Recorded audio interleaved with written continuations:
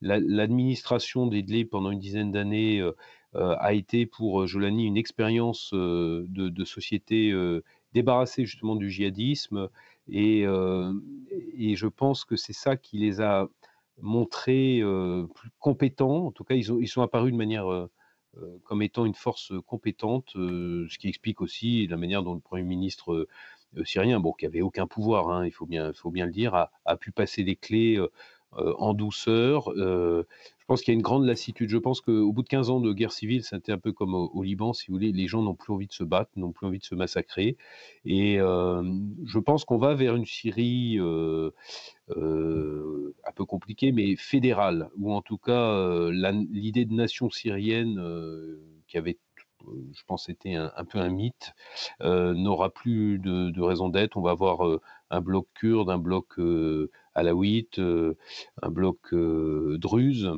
et sunnite, évidemment, puisque c'est la majorité de la population, il ne faut pas l'oublier. Ça Donc un pays explique. qui restera morcelé malgré tout. Oui, oui, qui va rester morcelé. Les grands perdants dans cette histoire, à mon avis, ce sont les chrétiens qui n'ont pas de base territoriale. En fait, chaque communauté va pouvoir s'adosser à un territoire. Les chrétiens étant dispersés un peu partout, il faut s'attendre à une émigration, pas forcément du fait de brimades, mais du fait que, il faut bien le voir, le programme en fait de l'équipe qui va arriver au pouvoir, en Syrie, c'est un programme, c'est les frères musulmans.